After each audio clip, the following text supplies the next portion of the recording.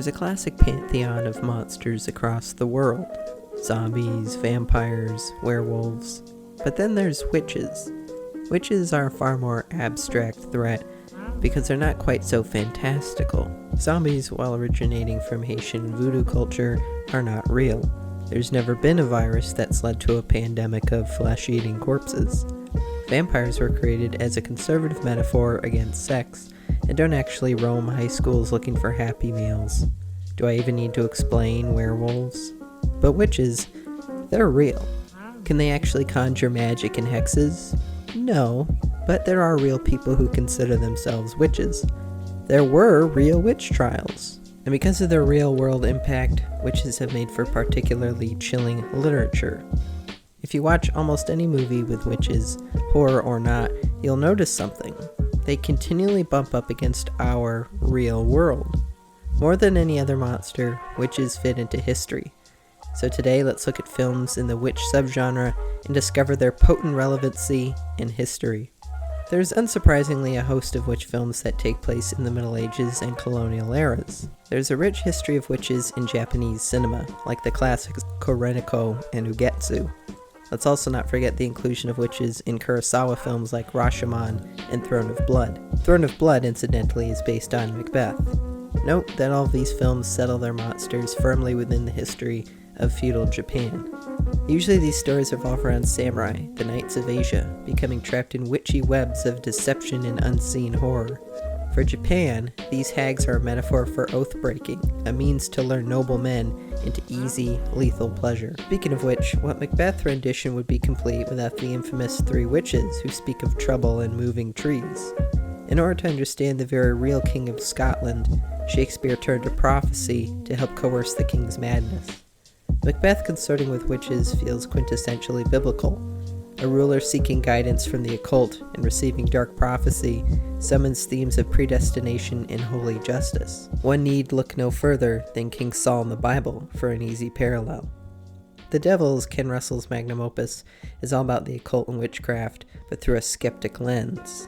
Loosely based on a true story, a Middle Ages town oppressed by the Catholic Church erupts into chaos when the nuns believe they are possessed because of one rebellious priest.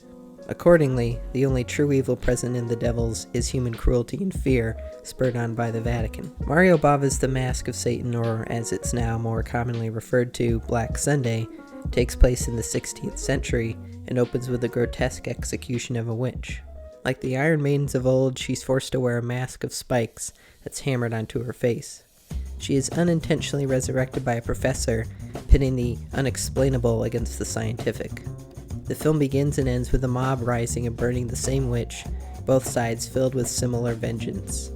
Perhaps if the film gave itself more time, it could have explored the implications of what true evil is when blind hatred surrounds both sides. Don't take that as a political message about Antifa or the Nazis. Robert Eggers' A24 breakout film The Witch begins with the family being forced to leave a colony for being too legalistic and manic. By isolating themselves spiritually and physically, they bring the wrath of a witch in the woods who tears the family unit apart. But what about witches in the modern era? Luca Guadagnino's remake of Dario Argento's Suspiria ties its central coven firmly to pre-1989 Berlin. To conjure spells, the witches use modern brutalist dance techniques. The witches represent the remnants of Nazism, hiding underground, writhing in hatred. Although there's also a case that they serve as a feminist strawman. Let's take a look at a more fantastical, lighter version of witches, Harry Potter. Even then, there's an emphasis on being hidden beneath the quote-unquote real world.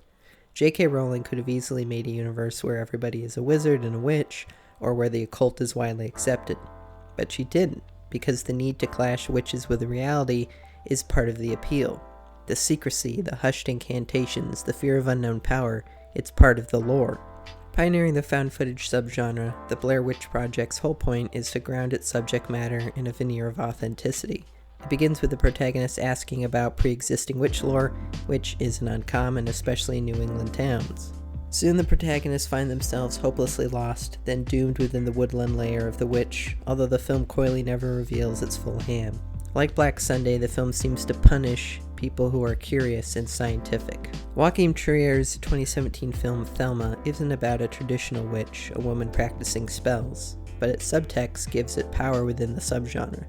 Our protagonist is a girl who, even from childhood, has had terrifying, unexplainable powers. Going to college, she experiences her first taste of freedom, taking drugs and falling in love with another girl. In tandem, her powers grow again. Her fanatical, Carrie-esque parents won't have any of it. The metaphor is clear. Religious fanaticism doesn't care to understand freedom, whether it be magical or personal liberty. Here we have a sympathetic, modern, and subversive take on witches. There are so many more movies and even comics to talk about, but it'd be impossible to dissect all of them. From what we've seen, the real presence and history of witches make them a far more unique animal than more popular trendy monsters like zombies or vampires. Whether they're plaguing samurai, a castle, kids in the woods, or fundamentalist parents, they demand to fit into a historical, metaphorical, and spiritual context. And the closer the unknown is to our doorsteps, the scarier and more intriguing it is.